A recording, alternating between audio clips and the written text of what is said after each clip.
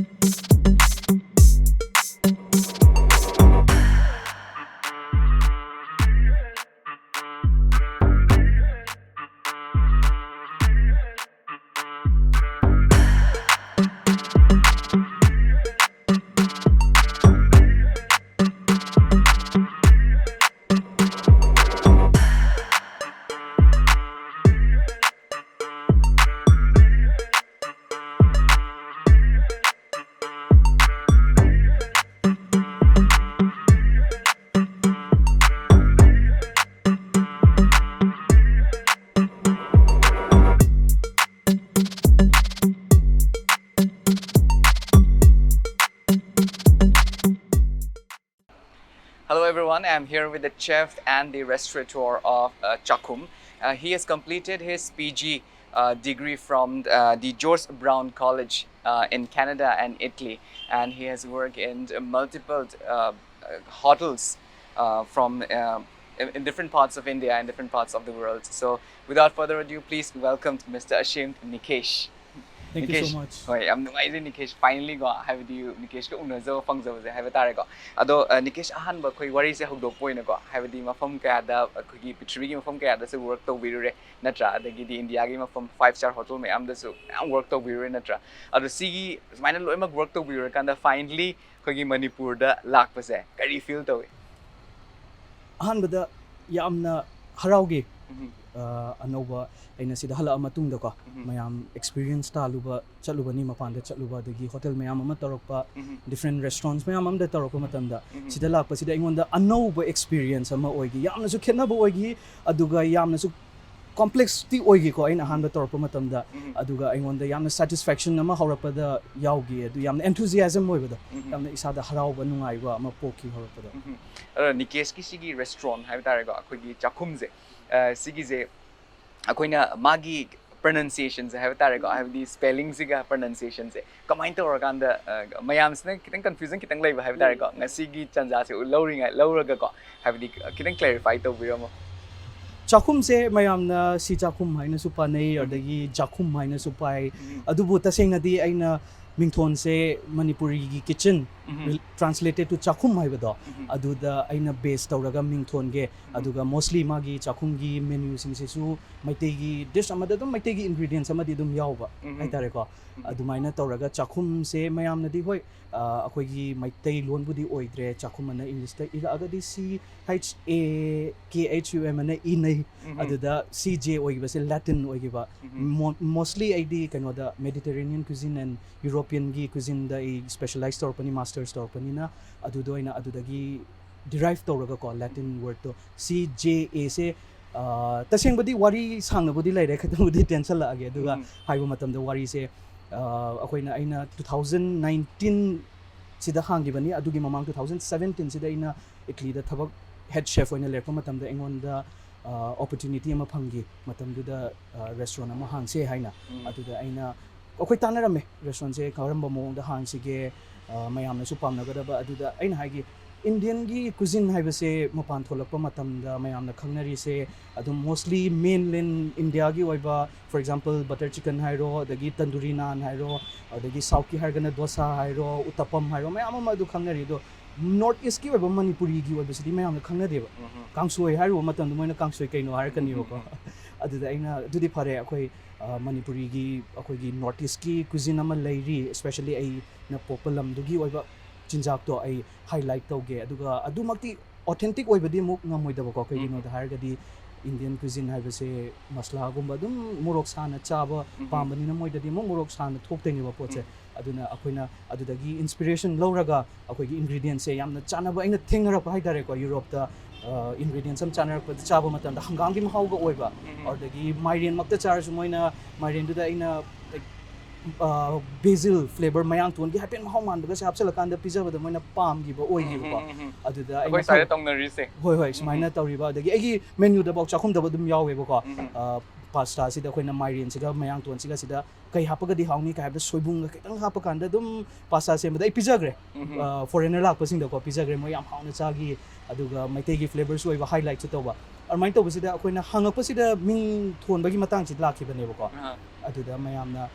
aina chakhum oina kause chakhum je moina kai gina matam da sidi chakhum ha bidi khoji manipuri maitei lon da kitchen hai bane aduna ai highlight tawna ba aduda thonjage ha aduda moina chakhum mana pa ba se khitang moigi wahi da slang oina thokre ba khitang phajada ba wahi oina CHA na pa ba se moida kakum mana pa ba aseng ba pronunciation do ta da ba aduga CJ oiraga na chakhum mana pa ba adumaina aduda phare adudi thola se na adugi ideology do da ko motivation do da thon gi bane aduga sida la kan da hoi khudong cha da ba hai gara ada ina continue to bangam gi dream yum da som da family responsibility la pa da gi ina akoi che gi luhong ba thola ki bane aduda thola pa da ina manipur se yam hongam me changes me am ma le ram me adagi chahi tarai mamang da di restaurant da dining to ba se kasu leinaram de ba tara changa aduga aina thola pa matam da di hekta ahung ba ma le ram ba do aduda sidi yam yai ni manipur da su to sine ina da tamu ba kholu ba do ai sida su tongning e ha ba da gi ina tawgi bane but ming du de no hong gi da ba adu ai aduda dum stick to gre chakhum hai ba sida aduda CJA na dum mayam na dum makan par su ka kai de mami hen na thoba sina bu hen na pari ne confusion le do but asing ba pronunciation har ga di chakhum na pa so koi ne worry se tajar kan da ko hai di chak koi gi chakhum restaurant je hai tare ko sigi se like koi gi Italy da gi hai di European country da gi hai tare Manipur ta no pu bi rai ne ba na tra Manipur da mo hang bi rai ne ta zo yam nungai hai tare ado sigi nawai da gi hauna passion leina hai tare ko hai di Nikesh na tambirak pa da nawai da gi hauna smai ne amna pam na changjan gi ba career se hai tare ko finally Nikesh ki pokna fam ori ba Manipur da hangdok pa ngamak pa se sidi kari fobi masi tasing har ga di aingon da aham ri thajaru de unexpected ne ba ko aham da di aina khale ai sibu tawraga mai pa kadra pa oidra kibom di phawe ba ko horapa da adubu try tang di tawrage ai mai pa asu ai fail lor asu ai adum amadang di try tawrami haiba dum di yeng again ai na wars one ai tawrage na ahan ba horapa da yamna aingon da hoi problems mayam ama khara thengna ki ko adu aina adu sing do overcome tawraga la aga tawgi binina aingon da hojik adum satisfied ore hai tare aingon da yamna harau ba poki aduga ahan ba da guest na or akoi customer guest hainer ni ko guest na la pasida koina keno service piba da moina yamna su harau ba piba do aingon da amuk ka hena aina tawru ba do adu ni hena yamna harau poki yam nungai je Nikesh ta zo matam de ko have di oigadra kaina khalam ba kan da hojik ti ka hena chakhum sna bi top 3 top 5 da loi le ra ko hai tare ko mayam sna si ta zo do sam nungai je ado Nikesh wari makha tar point akhone restaurant amaka run taw ba hai ba se sigi se multiple skill like ta ba ya de ai kaino se ai chef amoi ai experience mayam le have tar is like real business da la ko matam da multiple skill mayam like ta ba ya you have to deal with the balance of creativity balance of the way the passion for food to ka ta the way at the same time restaurant ma run tar pa je management je isana tok jara ka doine ba ko sigi is the combine tawe masigi se haurakpa haitare aina ahanba torapa da di aina manipuri market sisu thoidok nu hendok na ina khangba oiru da ba ko aduda aina ahanba torapa sida khitang aingon da waba thoki and plus management gi matang da la agadi masigi se being a chef ko loina urak 360 degree da yengak pa haibu ne ba akoi ba da kari lairi haibu do thong ba thak pa khakna kaino to bang amak ta ba loina yengak pa ngam da ba adi kaino gi guest la pa matam da service ka main pini moi or da gi booking lo ba mak ta oiro ko da gi reservation lo ba mak ta oiro gese occasion makhan gi lakte ne ba ai birthday tawni ai anniversary tawni occasion do khener pani na mo gi tree decoration me am thambiram mo haibu do aina chef or ga kitchen da khak tawradi mo yeah deva aduna so being a chef I would say being a business person hai tare the market si su khanga da ade me amna pam si su kai no ha do khanga da aina som da thonga ga si na hawani si yon ga da bani ha do adu di khitang wa ga ni kai gi no ha matam da mayam gi apam ba ha do su yeng ta ba ya da bani na aduna management in terms of staff ki matang do oiro ko adu da gi halitana problem haisidi business ama run torpasidi makan mayam ama laebako kaino ma yaraktaba oiro equipment ama yaraktaba odagi kitchen da kaino ma pokhairakpa mayam adu mayam do adugi utilities mayam amdusu khanggadaba daka tai adagi adugi khudakta contact tawba ngamgadaba adu mayam do every day sidi dum 24/7 haitare dum nongalasu dum problem um layer su dum si problem si laire adagi staff na ai haksang na ari habi so dusu dum aduna being a chef and running a restaurant the akoina rest lawri se no hapta amda no magumba haitare but other times adum tummasu dum mangda su dum uba do complaint masu dum keno mairam masu dum mangda dum kaidogada kai kiraga hogalakpa ga yawe ba duga mang oiram ba do yawe dum to ya nungaise aro Nikesh wari makha tar point have that ko akoina Nikesh se akoina different 5-star hotels India gi manung da su ko have the and the reputed oibo hotel me am da su ko dum work to we me hai tar as a chef amoina ado yam nungai se tai India khatangat na the European countries sing da Canada da Italy da even quite a reputed oibo ko chef me am ga loine na su kitchen da work tong wina gi bagi Nikesh ki experience me am khak lai ga hai tar ado kamain to isigi experience gi matang kitang high bi ya ga khoi su khangzening ba ha tare ko like khoi gi Indian khoi gi restaurants na kamain to ma pandana kamain to mi high gi experience to Nikesh ta kita jage ai hai jage experience ahan bata lakpadadi aina khallu badugadi oiramdre adi haujiki mayamna culinary arts tamnariba sigi sida akoina graduate tawraba matungda thabak tawbagi horapa sida di experience different whatever adi any field ne nauna changapa hari sidi thabak se like overload ne bako adudagi hora aga ina give up tawgi deba is a limit time ama lakhi bako ingonda give up tawninga timing ama burnout stage ama lakhi ingonda ai se kaidorino na khalapa do like aina tawri se kaino na khalapa sida adagi aina khale ai masigi sida give up tawradi I mean isana pamjamni na hoi numitu khallaga su nongala kanda di anoba dum oraga adugi wakhalon da ise thabak chala kanda dagi moina mina sum recognize to bi rapado hotel achawda tawda chef makokna moina bo hara abane ba nang future da kai tawninge ai di dum hai ai restaurant ambu di hangninge do ai India manung da hotel sing da tawge khalle dum kocha chatlaga ko di state ama chatlaga adai chef ai yamna mentor hai tare ko moina bo hai ba nang ta se na tamni mapan de su chatlu chinja khai ba se tam chatli goi pharini adi mahau hai ba se siga adum Manipur da baw sidagi kilometer kuntra chapada dum khenari ba kang soi se exactly adagi chagem pom se si Imphal da pom siga androgi chagem pom ba ka mukhen nei sekma gi chagem pom ba mukhen nei aduna mahau sing se khangba yari goi khangjal loi moina adumain hai adagi experience tan boy nei su opportunity laibak phaba haigadra adumaina aingonda chatpa phangibado adagi mayam awanungai haitare sigi experience di kapning timing su yaure dum kapthoi ke su kai de wara kando ko ngamak kando pung tara taru ka tawra kanda isa je thindo ga ngamdre habado but aduda phangiba experience di aina khandada priceless haitare pesana lege ya ba experience oiramdre hojik ta khange ko matamdu de yam wagi but matamdu da wagi bado aduna ni ai hojik aina restaurant se hangba ngamni se na adumaina aina experience so yamna value aina lore adagi burnout stage to ge experience ta betar adu loin mak learning stage to loin mak oi gi bodo ham nungai je have the khoina so tai chef ki have betar ko mogi worry ta matam da quite the hardest part of being a chef se magi internship matam sida ne mani chume dunde avdi yamna kano to yamna wagi ba have betar ko avdi dumai to ge Nikesh ki so to gi brother to we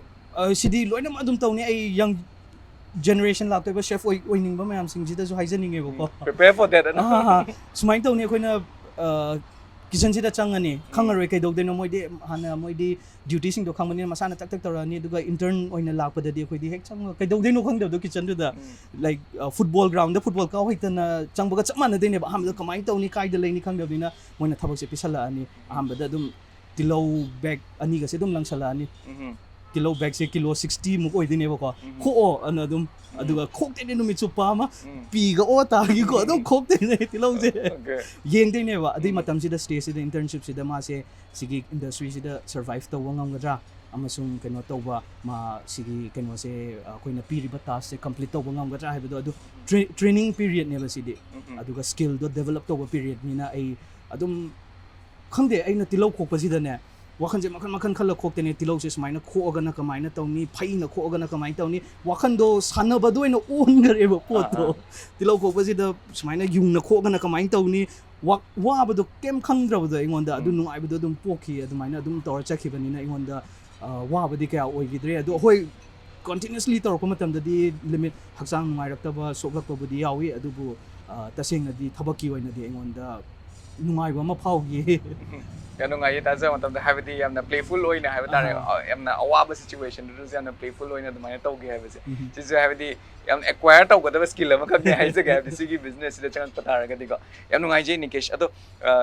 as chef amada ga yamna hangninga ga leiba ko aina question ama khakti lei Nikesh thengari ngai je na kudom sa se lobza ga habitare habiti Nikesh habiti restaurants the different menus me am khak lei do ni ko adi magi tong an recipe me am khak lei do ni even Nikesh sang sai tak pi matam da koi cuisines me am se koi traditional cuisines ka adum combine tor kan have the experiment moi na dum tor ka do ni ko or sigi recipe me am se have tar ko combine tor Nikesh na by heart away like do you have a notes to write down everything or how do you by heart this masigi se haurakpadadi tawrame akoina anoba restaurant ama chatpo ero anoba hotel am chatpada intern oina chatpo ero no na changakpada moina adum haigani nang boy ama paisalu boy duda recipe me am do isalu aduga yum room dal hanbo oiro moina accommodation people du hanbo oiro isagi yum da hanbo aduda nang nungdang da paw yeng go through taw aduga laam dai da su go through taw raga ningsang na ba ko aduga tawraga budi haire aduga quite important ti kaino oigani basic khambase basic se strong oiragadi for example kano musician namana magi chord sing do khangagadi mana compose tawning bada irai laina thoena adumaina akoi gisu basic oiba khare laiye ba ko terminology oiro wahai season abo oiro kitchen gi terms khare laije aduga basic oiba ingredients siga oigadabani moina hairapa matamda adu matang sofrito semo haiba si terms e akoina khangdaba mim dadi inong no poche oidine ba do adu khangakpa adu tamakpa mi dadi adum taknadresu yadine ba ko aduna ne culinary arts tamakpa da hojiki sigi poching se akoina loina tame aduna basic to tang strong akoi ozana cho haire tamakpa matamda basic system strong o hello basic strong oiradi yumda su foundation strong oiradi mayam hapchan ba yare na foundation we solaga di yadina aduga chapmane adumaina basic to strong oiraga aina ningjang na ba na adugi me am do torga dum ama hairapada dum chanagi ba haitare aduna recipes in the ningjang ba ngam thu adumai na torga yam nungai je have the sige information je ta badu so ki aspiring chef me am na so haiba tare ko yam na moi do se am kana gani have je hai je now Nikesh coming back to Cjakhum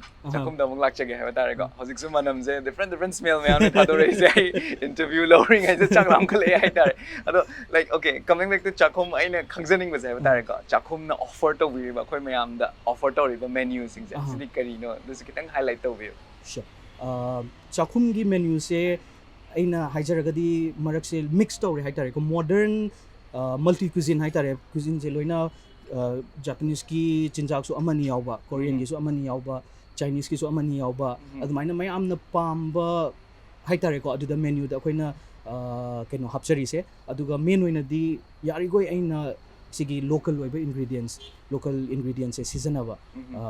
salad mata semaga su chicken salad hairi base dum mayam ma phangnari ko hotel da su dum Manipur da but ai gitana mo mayang ton season aba tuning kok season aba aduna non Manipuri la o dagi mapandagi lakpada moina house sidi mahau ma tawina na kaino kaina hangba yawe ba sida yari manaji kaino kaina go adagi pasa mak to wersu aina hojiki tuning kok ka je dum hapchan ba samaroi ga je dum hapchan ba ko aduna moina yam different oye mahau se kaino tawe aina dum explain tawe si local gi herbs ne ai pamjaba smaina local ga fuse tawba aduga kaino dish ma create tawse ai sana yamna pamjaba ne ana adumaina torga hojiki oina di menu se diversified ore me ama yaure adudagi maitei gi oiba ko local delicacies oiba adagi item ama anihum sudum yaujai kangsoi chicken kangsoi oiro chagem pombo oiro adum mapan di hangba yawe ko moi non Manipuri lakiba mamang da su lakibada Japanese Japan gi ambassador lakibada ma chagi chagem pombo morok saibu dikhetang hairam me ko no morok ti sai do haude hawi mo su cha bani na ko chinja khai base dum akoina phangi bane ba mafam adasu do manaba dum layeba akoina explore tawrudabagi wani ko tawragadi yamna manaba yamna layramme aduna aina pizani ba hojiki menu sida aina hapchariba items sing sidi local na sudum pamba mapandi lakpa mina sudum pamba adagi adum guest na kaino masim happy harga so time to time adum update tawba aduga update sudum tawge khali adum seasonal oiba items sing se hapke ana ꯈꯟꯖꯩ ꯑꯗꯨꯒ ꯑꯩ ꯇꯁꯦꯡꯅ ideology ꯍꯥꯏꯔꯒꯗꯤ ꯑꯩꯒꯤ ꯀꯩꯅꯣꯁꯦ ꯃꯦꯅꯨꯗ ꯌꯥꯎꯔꯤꯕ ꯄꯣꯠꯁꯤꯡꯁꯦ ꯀꯩꯅꯣ ꯁꯤꯖꯤꯟꯅꯗꯕ ꯌꯥꯝꯅ ꯑꯩꯈꯣꯏꯅ ꯇꯝꯃꯛꯄꯗꯁꯨ ꯌꯥꯎꯋꯦꯕꯀꯣ ꯁꯦꯐꯀꯤ ꯂꯥꯏꯟꯁꯤꯗ ꯇꯝꯃꯛꯄ ꯃꯇꯝꯁꯤꯗ ꯑꯦꯟꯚꯥꯏꯔꯟꯃꯦꯟꯠꯇ ꯗꯦꯃꯦꯖ ꯇꯧꯔꯣꯏꯗꯕ ꯄ꯭ꯔꯣꯗꯛ ꯃꯌꯥꯝ ꯀꯣ ꯍꯥꯏꯗꯤ ꯐꯣꯔ ꯑꯦꯛꯖꯥꯝꯄꯜ ꯄꯥꯝ ꯑꯣꯏꯜꯒꯨꯝꯕ ꯁꯤꯖꯤꯟꯅꯗꯕ ꯑꯗꯨꯒꯤ ꯃꯍꯨꯠꯇ ꯑꯣꯜꯇꯔꯅꯦꯇꯤቭ ꯁꯤꯖꯤꯟꯅꯕ ꯑꯗꯨꯒꯨꯝꯕ ꯒ꯭ꯂꯣꯕal ꯋꯥꯔꯃꯤꯡꯗ ꯃꯣꯏꯁꯦ ꯂꯣꯏꯅ ꯀꯣꯟꯇ꯭ꯔꯤꯕ꯭ꯌꯨꯠ ꯇꯧꯔꯤꯅꯦꯕ ꯄꯥꯝ ꯑꯣꯏꯜ ꯁꯤꯖꯤꯟꯅꯕ ꯑꯗꯒꯤ ꯑꯩꯈꯣꯏꯅ ꯐꯨꯗ ꯀꯂꯔꯤꯡ ꯑꯗꯒꯤ ꯆꯥꯕꯗ ꯑꯗꯨꯝ ꯊꯦꯡꯅꯔꯝꯕ ꯌꯥꯏ ꯉꯥꯡꯁꯪ ꯉꯥꯡꯕ ꯆꯤꯀꯟꯗ ꯑꯣꯏꯔꯣ ꯃꯁꯤꯒꯤ ꯄꯣꯠꯁꯦ ꯌꯥꯝꯅ ꯀꯥꯔꯁꯤꯅꯣꯖꯦꯅꯤꯛ ꯑꯣꯏꯕ ꯄꯣꯠꯅꯦꯕ ꯁꯤꯁꯤꯡꯁꯦ ꯑꯩꯒꯤ ꯔꯦꯁꯇꯨꯔꯦꯟꯇꯗꯤ ꯑꯝꯇ ꯁꯤꯖꯤꯟꯅꯗꯦ ꯑꯗꯒꯤ ꯏꯟꯐꯦꯛ ꯀꯩꯅꯣꯐꯥꯎ ꯁꯤꯖꯤꯟꯅꯗꯦ MSG ꯖꯤꯅꯣꯃꯣꯇꯣ ꯑꯅ ꯏꯟꯗꯣ ꯆꯥꯏꯅꯤꯁ ꯃꯌꯥꯝ ꯔꯦꯁꯇꯨꯔꯦꯟꯠ ꯁꯤꯖꯤꯟꯅꯩꯁꯦ ꯃꯁꯤ ꯑꯩꯈꯣꯏꯅ ꯇꯝꯃꯛꯄꯗ ꯑꯣꯖꯥꯅ ꯍꯥꯏꯌꯦꯕ ꯑꯗꯨꯗꯤ being a chef ꯅꯪ ꯑꯗꯨ ꯁꯤꯖꯤꯟꯅꯔꯒꯗꯤ ꯆꯤꯇꯤꯡ ꯇꯧꯕꯅꯦ ꯍꯥꯏꯌꯦꯕ ꯑꯗꯨꯗꯤ ꯁꯣꯔꯠꯀꯠ ꯊꯤꯕꯅꯦꯅ ꯃꯍꯥꯎꯗꯣ ꯑꯗꯨꯝ ꯌꯥꯎꯔꯗꯕꯅꯦꯕ ꯑꯗꯨꯕꯨ ꯍꯥꯞꯄꯗꯤ ꯑꯗꯨꯅ ꯅꯪ ꯑꯗꯨ ꯍꯦꯛ ꯁꯤꯖꯤꯟꯅꯔꯕ ꯅꯪ ꯆꯤꯇꯤꯡ ꯇꯧꯕꯅꯦ ꯑꯗꯨꯗ ꯑꯩ ꯌꯥꯔꯤꯈꯣꯏ ꯅꯦꯆꯔꯦꯜꯗꯒꯤ ꯑꯣꯏꯅ ꯐ꯭ꯂꯦꯕꯔꯗꯣ ꯗꯤꯔꯥꯏꯚ ꯇꯧꯅꯕ ꯍꯣꯠꯅꯩ ꯑꯗꯨꯝ ꯉꯥꯔꯤꯒꯨꯝꯕꯁꯤꯁꯨ ꯑꯗꯨꯝ ꯃꯥꯒꯤ ꯑꯣꯏꯅꯝꯕ ꯍꯥꯏꯕ ꯋꯥꯍꯩꯁꯦ ꯎꯃꯥꯃꯤ ꯍꯥꯏꯕꯅꯦꯕ ꯁꯤꯒꯤ ꯄꯣꯠꯁꯦ ꯑꯗꯣ ꯁꯤꯒꯤꯁꯦ ꯀꯃꯥꯏꯅ ꯗꯤꯔꯥꯏꯚ ꯇꯧꯒꯗꯒꯦꯅ ꯅꯦꯆꯔꯦꯜꯗꯒꯤ ꯆꯦꯡꯒꯨꯝꯗꯒꯤꯁꯨ ꯑꯗꯨꯝ ꯊꯣꯛꯏꯀꯣ ꯆꯦꯡꯒꯨꯝꯁꯨ ꯑꯣꯏꯅꯝꯃꯤ ꯉꯥꯔꯤꯁꯨ ꯑꯣꯏꯅꯝꯃꯤ ꯑꯗꯨ ꯃꯌꯥꯝꯁꯤꯗꯒꯤ ꯑꯦꯛꯁꯇ꯭ꯔꯦꯛ ꯇꯧꯅꯕ ꯑꯗꯨꯝ ꯍꯣꯠꯅꯩ ꯑꯗꯨꯒ ꯃꯦꯅꯨꯁꯤꯗ ꯍꯥꯞꯄ ꯌꯥꯝ ꯅꯨꯡꯉꯥꯏꯖꯩ ꯍꯥꯏꯕ ꯇꯥꯔꯦ ꯍꯥꯏꯕꯗꯤ ꯌꯥꯝꯅ ꯌꯨꯅꯤꯛ ꯑꯣꯏꯕ ꯑꯗꯨꯒꯨꯝꯕ ꯑꯥꯏꯗꯤꯌꯥ ꯑꯃꯈꯛꯇꯅꯦ ꯍꯥꯏꯕ ꯇꯥꯔꯦ ꯆꯥꯛꯈꯨꯝꯁꯦ ꯄꯨꯊꯣꯛꯄꯤꯔꯛꯏꯁꯦ ꯃꯃꯤꯡꯁꯤꯃꯛꯁꯨ ꯌꯨꯅꯤꯛ ꯑꯣꯏ ꯍꯥꯏꯕ ꯇꯥꯔꯦ ꯑꯗꯒꯤ ꯍꯥꯏꯕꯗꯤ ꯃꯥꯒꯤ ꯃꯦꯅ꯭ꯌꯨꯁꯤꯡꯁꯨ ꯂꯣꯏꯅꯃꯛ ꯌꯨꯅꯤꯛ ꯑꯣꯏ ꯍꯥꯏꯕ ꯇꯥꯔꯦ ꯑꯗꯣ ꯌꯥꯝꯅ ꯏꯝꯄꯣꯔꯇꯦꯟ ꯑꯣꯏꯕ ꯀ꯭ꯋꯦꯁꯟ ꯑꯃꯈꯛ ꯍꯪꯖꯒꯦ ꯅꯤꯀꯦꯁ ꯀꯣ ꯍꯥꯏꯕꯗꯤ of all this restaurant in Imphal and in Manipur as a whole ko why should people choose Cjakhum ꯃꯁꯤꯒꯤꯁꯦ ꯇꯦꯁ ꯍꯥꯏꯕꯁꯦ ꯌꯥꯝꯅ ꯁꯕꯖꯦꯛꯇꯤቭ ꯑꯣꯏꯕ ꯄꯣꯠꯅꯤ ꯑꯗꯣ ꯑꯩꯅ ꯍꯧꯖꯤꯛ ꯆꯥꯛꯈꯨꯝ ꯔꯦꯁꯇꯨꯔꯦꯟꯠꯁꯤꯗ ꯑꯩꯅ ꯁꯔꯚꯤꯁ ꯄ꯭ꯔꯣꯚꯥꯏꯗ ꯇꯧꯖꯔꯤꯕ ꯑꯩꯅ ꯃꯦꯅ꯭ꯌꯨꯁꯤꯗ ꯍꯥꯞꯆꯔꯤꯕꯁꯤꯡꯁꯦ ꯄꯥꯁꯇꯥ ꯍꯥꯏꯕ ꯑꯣꯏꯔꯣꯀꯣ ꯆꯤꯀꯟ ꯀꯩꯅꯣ ꯑꯥꯏꯇꯦꯝ ꯑꯃ four ꯑꯦꯛꯖꯥꯝꯄꯜꯁꯦ chicken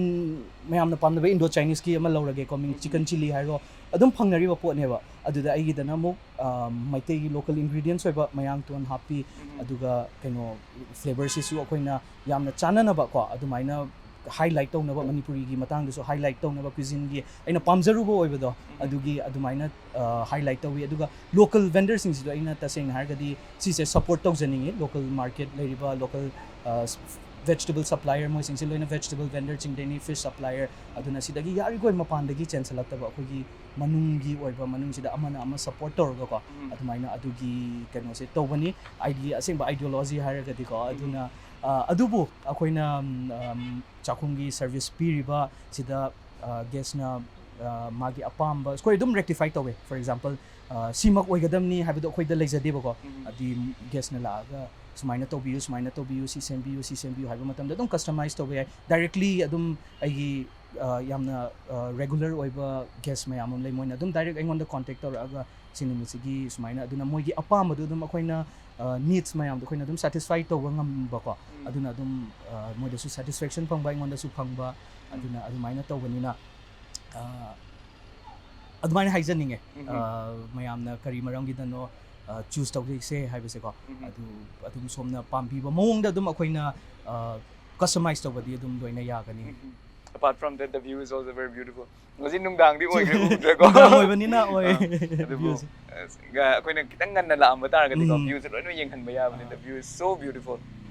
you guys just choose this place for sure hai tare aduga Nikesh laksaba matamda ko question se amuk Nikesh hanba Nikesh ki initial stage ta haiba tare ko habadi Italy da Canada da habadi European cuisines me am sida loina mag study tawra kanda lakpa haiba tare Nikesh ki career da haiba tare and other lower pa matamda amuk kadora haiba matamda ko Indian cuisines ta amuk study tawra ko haiba tare adagi amuk class hause amuk Manipur da amuk tare ko Manipur is the food trains di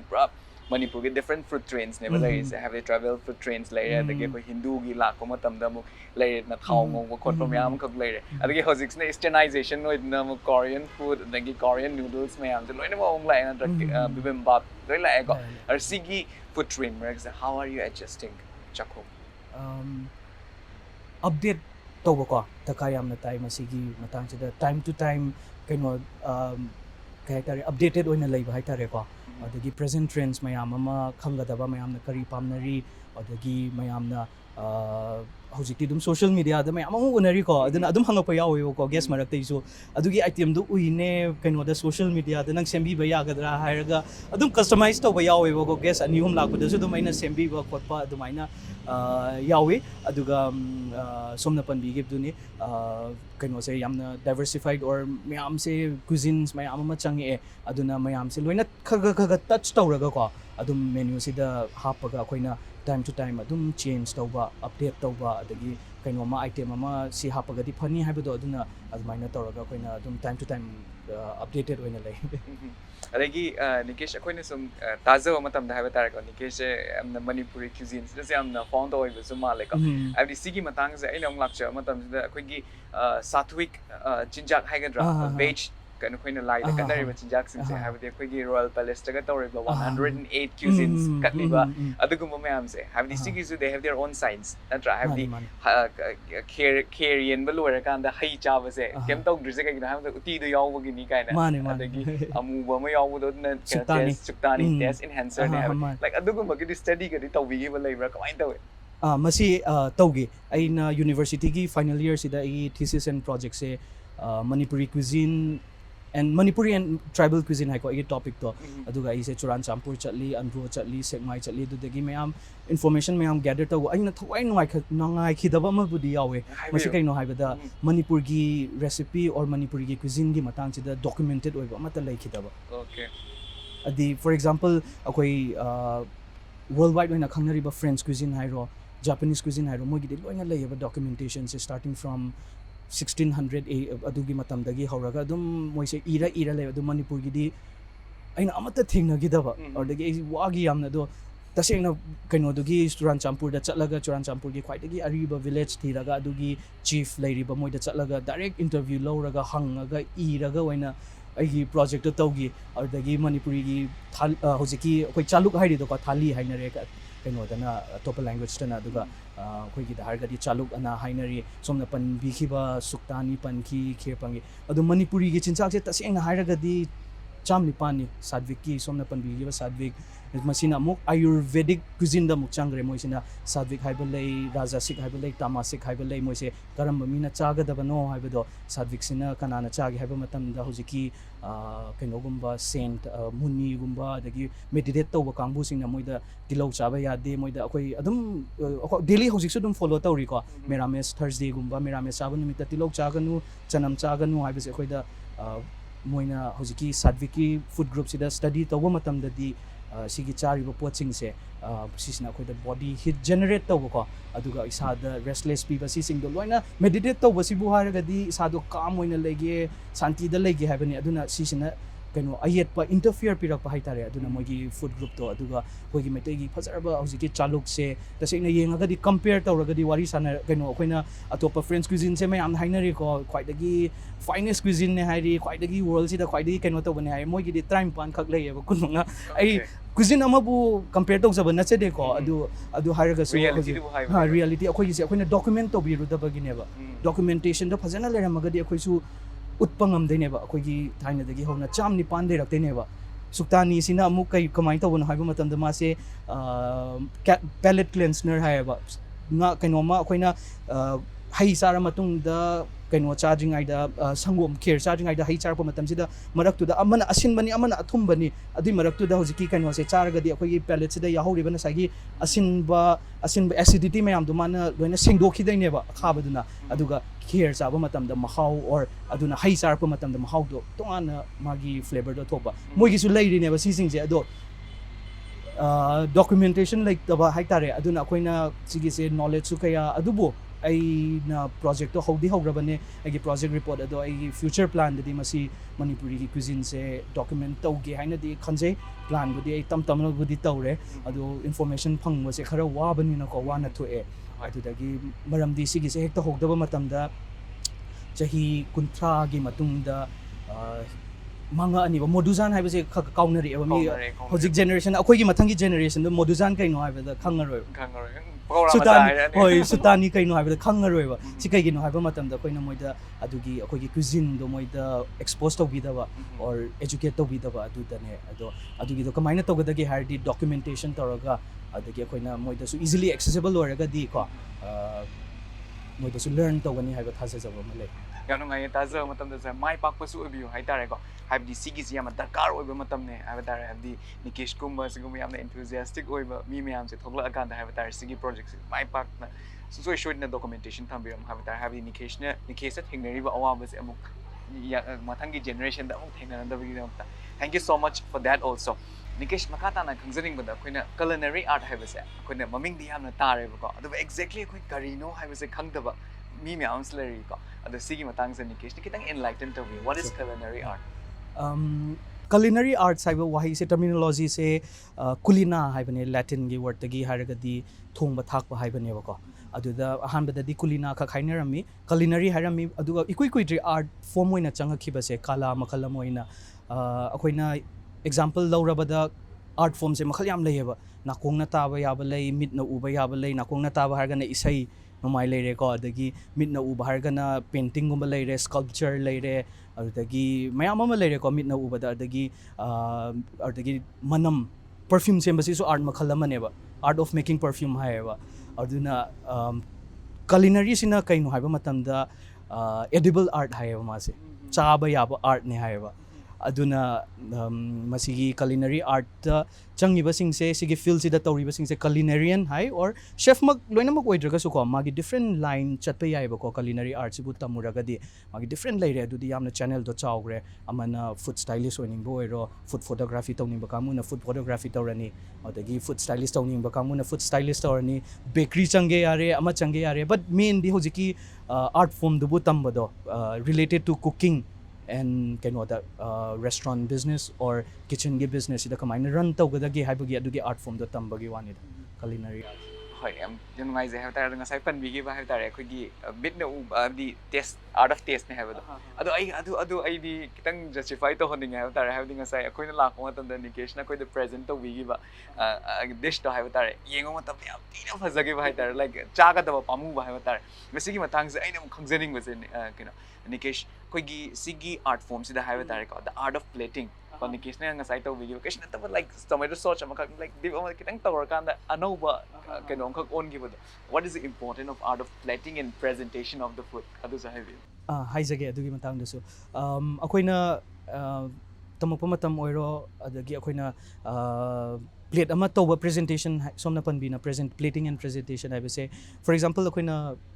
plate ama la ene charage na ado hanbadadi kai hanu uni mit na hanu udene ba poche mit na hanu urani mathangda kai khudna paragadi magi texture do feel tawdene ba aduga mathangda kai sumaina thangalakpa matamda manam la ani ba last taste ne ba aduna simi am si loina yaudaba yade ba mit ki visual art texture feel akoida isada feel tawado adugi ama leire aduga manam aduna simi am se art combination of adu me amgi combination do tawra matungda mahau du di kona lakpane aduna akoina plate ama tawa matamda texture se makhan hape ba akoi yamna simple loina aina example ama pizar bada singju maksu ba sida singju sida akoina khitang crunchy oiba item ama yaholi khitang soft oiba akoina chawai phutlaga hapo ero rasma phutlaga hapo adagi cabbage kobi hapada ko adum crunchy oiba thi adagi mathakta papar chaisan bo ero kaino tawa do different texture akoi su dum tawri bane ba adu akoina realize taw da ba haitare art haibasidi dum akoina everyday day to day living da dum tawra bane ba adu da akoina ka henna yeng chalu da ba haitare adu the sigi Nikesh na amuk enhance to like ne try with different colors with different textures everything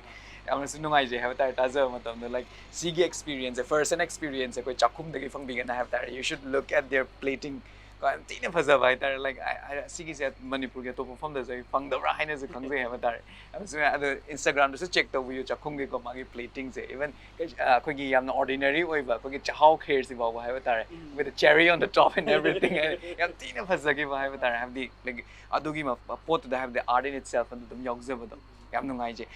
Nikesh wari makha tar ko matam da Nikesh is certified level 1 and 2 SOMMELIER ne na tazai ko sigi matang sa akoi na taza matam dei se kitang ano ba terminology moina to Manipur da su kitang ano moina di thoi ba ko sigi matang sa su kitang highlight to biro mo hai jage sommelier haibase taseng haragadi ma se food and wine pairing to bai tare ma se yamna highly reputed oiba job ni ꯑꯗꯨꯒ ꯃꯥꯁꯦ ꯌꯥꯝꯅꯁꯨ ꯂꯩꯇꯦ sommelier ꯑꯣꯏꯕ ꯀꯥꯡꯕꯨꯁꯦ selected ꯑꯣꯏꯅ ꯂꯩ ꯃꯣꯏꯁꯦ ꯀꯩꯒꯤꯅꯣ ꯍꯥꯏꯕ ꯃꯇꯝꯗ ꯃꯥꯒꯤ ꯄ꯭ꯔꯣꯒ꯭ꯔꯥꯝꯁꯦ ꯌꯥꯝꯅ intensive ꯑꯣꯏꯕꯀꯣ ꯑꯗꯤ ꯃꯥ sommelier ꯑꯃ ꯑꯣꯏꯔꯒꯗꯤ ꯅꯪ ꯁꯤ ꯆꯥꯒꯗꯕꯅꯤ ꯁꯤ ꯆꯥꯔꯣꯏꯗꯕꯅꯤ ꯑꯈꯥꯕ ꯆꯥꯕ ꯌꯥꯗꯦ ꯑꯌꯥꯛꯄ ꯆꯥꯕ ꯌꯥꯗꯦ ꯌꯥꯝꯅ ꯃꯥꯒꯤ restriction ꯂꯩꯌꯦꯕ ꯀꯩꯒꯤꯅꯣꯗ ꯃꯥꯗꯤ ꯈꯪꯉꯛꯇꯣꯏꯅꯦꯕ ꯃꯍꯥꯎꯁꯦ ꯇꯛ ꯂꯥꯎꯅ ꯃꯃꯤꯠ ꯎꯏꯁꯜꯂꯒꯅꯦ ꯑꯩꯈꯣꯏꯅ ꯄꯤꯖꯕ ꯃꯇꯝꯗ ꯅꯪ ꯑꯗꯨꯒꯤꯗꯨꯗ ꯁꯣꯝꯁꯦ ꯀꯩ ꯌꯥꯎꯏ ꯑꯥꯏꯗꯦꯟꯇꯤꯐꯥꯏ ꯇꯧꯕꯤꯌꯣ ꯍꯥꯏꯕ ꯃꯇꯝꯗ ꯃꯥ ꯂꯣꯏꯅ ꯍꯥꯏꯔꯛꯀꯅꯤꯕ ꯇꯛ ꯑꯗꯨ ꯐꯥꯅꯕ ꯀꯃꯥꯏꯅ ꯐꯥꯒꯗꯒꯦ ꯍꯥꯏꯕ ꯃꯇꯝꯗ ꯇꯦꯁꯁꯤꯗ ꯂꯣꯏꯅ ꯂꯩꯔꯦꯕ ꯑꯗꯨꯅ ꯀꯩꯅꯣ ꯊꯛꯄ ꯌꯥꯗꯦ ꯁ꯭ꯃꯣꯀꯤꯡ ꯇꯧꯕ ꯌꯥꯗꯦꯀꯣ ꯑꯗꯨꯗꯒꯤ ꯀꯥ ꯍꯦꯟꯅ ꯌꯥꯝꯅ ꯈꯥꯕ ꯁꯤꯟꯕ ꯑꯦꯛꯁꯇ꯭रीम ꯑꯣꯏꯕꯁꯦ ꯃꯣꯔꯣꯛ ꯌꯥꯝ ꯁꯥꯕ ꯑꯗꯒꯤ ꯀꯩꯅꯣ ꯇꯦꯁ ꯕꯠꯄꯨ ꯗꯤꯁꯇ꯭ꯔꯣꯏ ꯇꯧꯒꯗꯕꯁꯤꯡꯁꯤꯗꯤ ꯃꯣꯏꯅ ꯔꯦꯁꯇ꯭ꯔꯤꯛ ꯇꯧꯋꯦꯕꯀꯣ ꯑꯗꯨꯒ sommelier ama oina madi expert haitare food and wine pairing tobasida sigi nga se charagadi sigi wine se thakadabani white wine oiro adagi red meat se charagadi chicken charagadi sigi wine se thakadi chanani adagi beef charagana sigi wine se thakadabani haiba magi adugi line doina changare sommelier sina ai isamaksu level 1 and 2 tamme 3 sidi aingonda adugi tamba matamda yam intensive oigibduna igi different line da mukchakidroba sommelier se cooking da ado but masi related oi being a chef sommelier level 1 ga 2 ga khangjan ba tamjan ba haisidi ai recommend tawjaningi any chef ama nauna tamakpa matamda aduga magi kanaba mayam amasu lay adum chaba thakpa haisidi food and wine haisidi or food and wine culture and tradition habisi loina parallel loina chatpane ba khoi maitai gi da hairaga su chaba yaurgadi adum yawi thakpa adum yaurini adum yaurini adum wahida su adum yaurabane ba ko aduna sigi se khangjalagadi akoida kai hatare yamna benefits not only benefits akoigi knowledge mayam amasu piye ba ko adudagi magi job perspectives is yamna chawe being a sommelier worldwide travel tawbasu dum yare mafam amada chatlo adum yamgi opportunity su leire aduga sommelier se hoi tangna thoe India dasu adum tangna thokani sommelier hojiki level 3 6 months program mayam am leiko moigi adu loiba dudi khitang wana thoe adu ai laiba phaba haigadra level 1 ga 2 ga di tamba phangjaure adugi experience mayam khaksa phanggreba aro Nikesh sommelier se sigi se akoina degree dugi manung da dum yawgador rent sigi se tongan na oina akoi diploma gumbo oina tamgadoribra masigi se akoigi aina bachelor degree tamakpado aduda akoigi degree duda dum incorporate tawgre dum my course dum tohangre kainodagi affiliated tawbani international sommelier guild na USA da moi head campus leibane adudagi affiliated tawraga akoina tha taruk se makha tamdagi hairagadi asomda chatpagi situation ama laaba aduda aina matamduda ready su oigidaba aina somda hekta just graduate su arapanina aina hana experience tangi khotki ke na hairaga do admaina tawbadagi aina ngamjagi tabani ado ai tamge na di khalles kaino se sommelier gi matang sida ai phajana di loisalage na level se hengalakhi ge na khalliba yanungai dei ta jam to hengat pangam basu view haitar like sommelier se khoi indication se highlight tawbi gi bu so kitang habidi kitang akhoi da su ngak na su thokpa amasum kai haini natra yamna khangmingba mo su oi am enthusiastic oi haitar sigi matang se ado talking about the experience ka Nikesh akoi Nikesh se khoi bartending gi experience lay na hai adi mixology gi experience lay hai oh my god experience mein am se sigi matang bartending and mixology gi matang se kitang panbiram mixology and bartending se mase yamna kaino oiba promising oiba career amani masi se mayam tawnei ko adugi aina taseng hairagadi aina ahanba Canada da land tawba matamda ko ahanba horakpa matamda ise ahada chatpa hairisi di akoi mamana su haiba mapan bu thokragadi paisa na thong sai haiduni amaga tawpa matamda always aduda matamda di ai khangnaba mayam su leiba natte do aduna isana tanjaraga isana rent thi daini do adagi electric bill thi daini ama everything isana toktamni na ise job opportunities se mayam se yengakpa ama ayukta thaba ma tawraga su nunginda ama ahum tawba baw yawe ba ise thaba ko nomada ayukta pung taruk side dagi horaga pung 10 baw tawba ama 10 dagi ise ngahak rest lawraga 12 dai horaga pung 3 baw 3 se emuk rest lawraga 3 side dagi bartending gi job se tawraga pung 10 ma thoi closing baw tawraga nong tawdene ko admaina tawraga experience tan ba yawgi adagi bartending gi aina su yamna pamjabu oiba haitare flavor amaga ai khangde ai di sana flavor amaga mix tawraga kainoma try tor hoi asoiba mayam amsu yawi ko marak da adu mane asoiba mayam dagi su dum tamjan ba ko si mahapagadi hauni si mahapagadi si loktho kholu mayam da torakanda kaino tawbane bartending se ina yamna pam bo ina thokiba adagi ina program ai course amasu chacharure professional bartending and mixology da ꯑꯗꯨꯒꯤ ꯃꯇꯨꯡ ꯏꯟꯅ ꯑꯩ ꯑꯗꯨꯝ ꯊꯕꯛꯁꯨ ꯈꯔ ꯃꯐꯝꯗ ꯑꯗꯨꯝ ꯇꯧꯖꯔꯛꯑꯦ ꯑꯗꯨꯒ ꯑꯗꯨꯝ ꯅꯨꯡꯉꯥꯏꯕ ꯄꯣꯛꯑꯦ ꯑꯩꯉꯣꯟꯗꯗꯤ ꯁꯤꯒꯤ ꯑꯦꯅꯤ ꯂꯥꯏꯟ ꯐꯤꯜꯗ ꯇꯧꯕ ꯃꯇꯝꯗ ꯋꯥꯕꯁꯨ ꯄꯣꯛꯇꯦ ꯇꯁꯦꯡꯅ ꯍꯥꯏꯔꯒꯗꯤ ꯑꯗꯨꯝ ꯏꯁꯥꯗ ꯍꯣꯏ ꯑꯗꯨꯝ ꯁꯦꯇꯤꯁꯐꯥꯏഡ് ꯑꯃ ꯄꯤꯕꯗꯣ ꯋꯥꯔꯒꯁꯨ at the end of the day ꯒꯦꯁ ꯃꯌꯥꯝꯅ ꯍꯔꯥꯎꯔ ꯆꯠꯈꯤꯕ ꯌꯥꯝꯅ ꯀꯩꯅꯣ ꯇꯧꯔꯝꯕꯗꯣ ꯐꯤꯗꯕꯦꯛ ꯄꯤꯔꯝꯕ ꯌꯥꯝ ꯐꯩ ꯈꯣꯠꯂꯦ ꯑꯗꯨꯅ ꯑꯋꯥꯕꯗꯣ ꯂꯣꯏꯅ ꯀꯥꯎꯍꯟꯕ ꯍꯥꯏꯇꯥꯔꯦ ꯌꯥꯝ ꯅꯨꯡꯉꯥꯏꯖꯩ ꯑꯗꯣ ꯅꯤꯀꯦꯁ ꯍꯥꯏꯕꯗꯤ ꯑꯩꯈꯣꯏꯅ ꯍꯧꯖꯤꯛ ꯆꯥꯛꯈꯨꯝꯁꯦ ꯌꯥꯝ ꯀꯝꯄ꯭ꯂꯤꯠ ꯑꯣꯏꯔꯦ ꯍꯥꯏꯇꯥꯔꯦ ꯍꯧꯖꯤꯛ ꯎꯖꯕ ꯃꯇꯝꯗꯀꯣ ꯍꯥꯏꯕꯗꯤ ꯁꯤꯖꯟꯒꯤ ꯃꯇꯨꯡ ꯏꯟꯅꯒ ꯆꯥꯛꯈꯨꯝꯁꯦ ꯑꯗꯨꯝ ꯗꯦꯀꯣꯔꯦꯠ ꯇꯧꯋꯦ ꯍꯧꯖꯤꯛꯁꯨ ꯑꯩꯒꯤ ꯃꯅꯤꯡꯗꯁꯨ ꯑꯩꯈꯣꯏꯒꯤ ꯁꯀꯨꯔꯥ ꯐ꯭ꯂꯥꯋꯔꯁ ꯃꯌꯥꯝꯒ ꯂꯩꯀꯣ ꯔꯤꯄ꯭ꯔꯦꯖꯦꯟꯇꯤꯡ ꯐꯣꯜ ꯍꯥꯏꯇꯥꯔꯦꯀꯣ ꯌꯥꯝ ꯅꯨꯡꯉꯥꯏꯖꯩ ꯑꯗꯣ ꯆꯥꯛꯈꯨꯝꯒꯤ ꯐ꯭ꯌꯨꯆꯔ ꯄ꯭ꯂꯥꯟꯁꯤꯗꯤ ꯀꯃꯥꯏꯅ ꯊꯝꯃꯤ ꯆꯥꯛꯈꯨꯝꯒꯤ ꯐ꯭ꯌꯨꯆꯔ ꯄ꯭ꯂꯥꯟꯁꯦ ꯑꯩꯅ ꯁꯣꯔꯠ ꯇꯔꯝ ꯑꯃꯁꯨꯡ ꯂꯣꯡ ꯇꯔꯝ ꯍꯥꯏꯅ ꯈꯥꯏꯗꯣꯛꯆꯔꯦ ꯑꯗꯨꯒ ꯁꯣꯔꯠ ꯇꯔꯝꯁꯤꯗꯗꯤ ꯑꯩ ꯏꯀꯨꯏ ꯀꯨꯏꯗꯅ ꯃꯅꯤꯄꯨꯔꯤꯒꯤ ꯇꯠꯇꯅ ꯍꯪꯉꯤ ꯃꯅꯤꯄꯨꯔꯤ ꯊꯥꯂꯤꯁꯦ ꯍꯥꯞꯄꯤꯌꯣ ꯍꯥꯏꯕꯒꯤ both non veg and veg veg and non veg ꯑꯗꯨꯒꯤꯗꯣ ꯑꯊꯨꯕꯤꯗ ꯀꯩꯅꯣ ꯌꯧꯔꯛꯇ꯭ꯔꯤꯉꯩꯗ ꯋꯤꯟꯇꯔ ꯌꯧꯔꯛꯇ꯭ꯔꯤꯉꯩꯗ ꯑꯩꯅ ꯍꯥꯏꯂꯥꯏꯠꯁꯨ ꯇꯧꯅꯤꯡꯉꯦ ꯊꯥꯂꯤꯗꯣ ꯍꯥꯞꯀꯦꯅꯗꯤ ꯑꯗꯨꯒꯤ ꯄ꯭ꯂꯥꯟ ꯑꯃꯗꯤ ꯂꯩꯔꯦ ꯍꯧꯖꯤꯛꯀꯤ ꯁꯣꯔꯠ ꯇꯔꯝ ꯑꯣꯏꯅ ꯑꯗꯨꯒ ꯂꯣꯡ ꯇꯔꯝꯗꯁꯨ ꯑꯩꯒꯤ ꯄ꯭ꯂꯥꯟ ꯑꯇꯣꯞꯄ ꯆꯥꯛꯈꯨꯝꯒꯤ ꯔꯤꯂꯦꯇꯦꯠ ꯑꯣꯏꯕ ꯈꯔꯁꯨ ꯑꯗꯨꯝ ꯂꯩꯖꯩ ꯀꯃꯥꯏꯅ ꯁꯤꯒꯤꯁꯦ ꯑꯃꯨꯛꯀ ꯍꯦꯟꯅ gas time to time update ꯇꯧꯕꯀꯣ ꯁꯤꯗꯤ ꯗꯔꯀꯥꯔ ꯇꯥꯏ ꯑꯗꯨꯝ ꯕꯤꯖꯤꯅꯦꯁ ꯑꯃ ꯇꯧꯔꯛꯑꯒꯗꯤ ꯍꯥꯟꯅ ꯆꯍꯤ 3ꯒꯤ ꯃꯃꯥꯡꯗ ꯇꯧꯈꯤꯕꯗꯣ ꯑꯗꯨꯝ ꯁ꯭ꯇꯤꯛ ꯇꯧꯔ ꯂꯩꯔꯒꯗꯤ ꯀꯩꯅꯣ ꯇꯧꯔꯛꯄ ꯇ꯭ꯔꯦꯟꯗꯤ ꯑꯣꯏꯔꯛꯇꯕ ꯌꯥꯎꯏ ꯑꯗꯨꯕꯨ ꯑꯗꯨꯒꯤ ꯃꯇꯝꯗꯨꯒꯤ ꯑꯣꯏꯅ ꯇ꯭ꯔꯦꯟꯗꯤꯗ ꯂꯩꯅꯕꯒꯤꯗꯃꯛꯇ ꯑꯗꯨꯝ ꯇꯥꯏꯝ ꯇꯨ ꯇꯥꯏꯝ ꯑꯞꯗꯦꯠ ꯑꯗꯨꯝ ꯑꯩꯈꯣꯏ ꯑꯗꯨꯒꯤ ꯄ꯭ꯂꯥꯟꯗꯤ ꯑꯗꯨം ꯁꯤꯜꯂꯒ ꯑꯗꯨꯝ ꯂꯩ ꯑꯗꯨꯝ ꯃꯊꯪ ꯊꯥꯗ ꯑꯣꯏꯔꯣ ꯑꯗꯨꯝ ꯑꯥꯏꯇꯦꯝꯁꯦ ꯑꯗꯨꯝ ꯍꯥꯞꯆꯟꯕꯀꯣ ꯑꯗꯨꯒ ꯇꯁꯦꯡꯅꯃꯛ ꯍꯥꯏꯔꯒꯗꯤ ꯆꯥꯛꯈꯨꯝꯒꯤ ꯃꯦꯅ꯭ꯌꯨꯁꯦ ꯁꯤꯖꯅꯦꯜꯕꯨꯗꯤ ꯌꯥꯝꯅ ꯑꯣꯏꯀꯣ ꯁꯤꯖꯟꯒꯤ ꯃꯇꯨꯡ ꯏꯟꯅ ꯏꯪꯊꯝꯊꯥ ꯌꯧꯔꯦ ꯍꯧꯖꯤꯛ ꯍꯪꯒꯥꯝꯒꯤ ꯑꯥꯏꯇꯦꯝ ꯈꯟꯕ ꯍꯧꯔꯅꯤ ꯑꯩꯅ ꯍꯪꯒꯥꯝꯁꯦ ꯀꯃꯥꯏꯅ ꯇꯧꯔꯒ ꯁꯤꯖꯤꯟꯅꯕ ꯌꯥꯒꯦ ꯍꯪꯒꯥꯝꯒ ꯄꯣꯔꯛꯀ ꯉꯧꯕ ꯑꯣꯏꯔꯣ ꯍꯪꯒꯥꯝꯒ ꯍꯋꯥꯏꯖꯥꯔꯒ ꯉꯧꯔꯒ ꯁꯤ ꯃꯔꯛꯁꯤꯗ ꯀꯩ ꯍꯥꯞꯆꯟꯕ ꯌꯥꯒꯦ ꯇ꯭ꯔꯥꯏ ꯇꯧꯗꯣꯏꯅꯤꯀꯣ ꯑꯩꯈꯣꯏ ꯃꯁꯦꯟ ꯇ꯭ꯔꯥꯏ ꯇꯧꯔꯒ ꯒꯦꯁꯇꯁꯨ ꯑꯃꯨꯛ ꯃꯔꯛ ꯃꯔꯛꯇ ꯄꯤꯖꯗꯣꯏꯅꯤ ꯍꯪꯗꯣꯏꯅꯦ ꯅꯣꯏ ꯁꯤ ꯀꯃꯥꯏꯅ ꯇꯧꯏ ꯀꯥꯏꯅ ꯍꯥꯎꯋꯦ ꯀꯥꯏ ꯍꯥꯏꯔꯝꯃꯒꯗꯤ ꯑꯗꯨꯝ ꯍꯥꯞꯇꯣꯏꯅꯦꯕꯀꯣ ꯍꯥꯎꯇꯦ ꯍꯥꯏꯔꯝꯃꯒꯗꯤ ꯂꯧꯊꯣꯛꯇꯣꯏꯅꯦꯕ ꯑꯗꯨꯃꯥꯏꯅ ꯇꯧꯋꯦ ꯑꯩꯅꯁꯨ ꯌꯥꯝ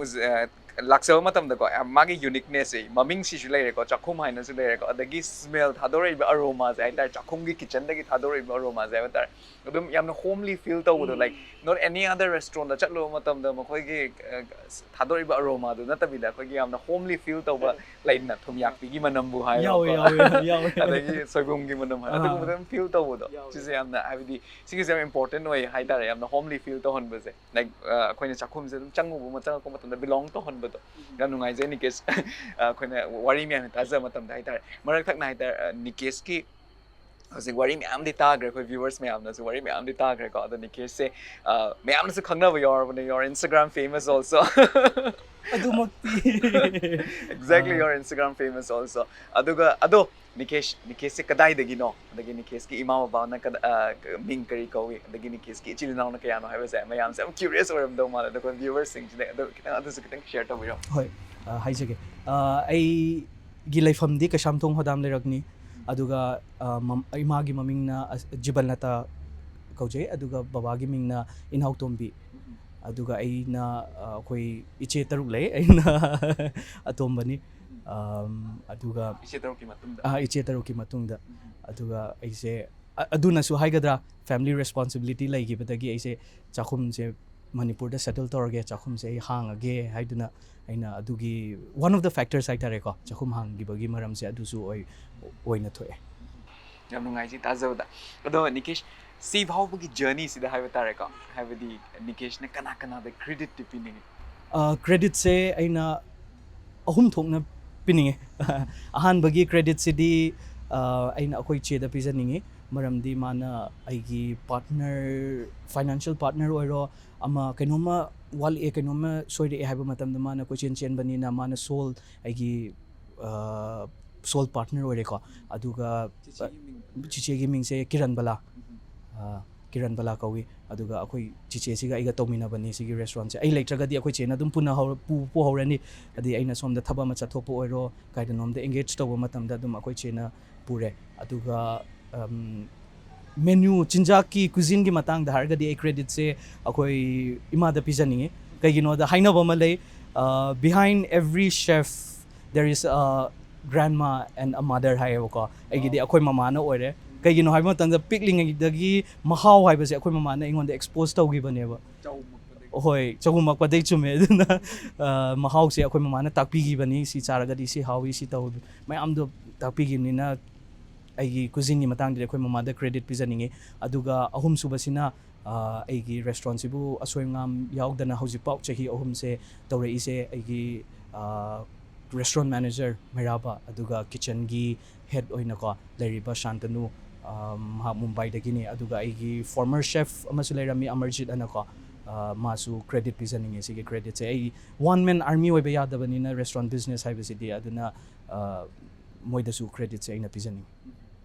Okay, Nikesh, wari makhatar point got a lot of youths look up to you. Natra, have the Nikesh has a hospitality industries that 12 years experience Hongbira Avaneva. Or the Quina layman among some Kanava have a hospitality industry, Changa, the scope like a quick chef and a chef when a dumoigadora. Hibernaching, but I'm question me, I'm like I have a tare. Odna, a queen Nikesh to get a queen of concerning with hostile industries that apart from chef, career option like you have with the Tapio. Hoi, hi, Sagi. Masigi can say terms of hospitality industry terms amna chawna lere umbrella term ni masigi se sidagi opportunities mayam amalay ko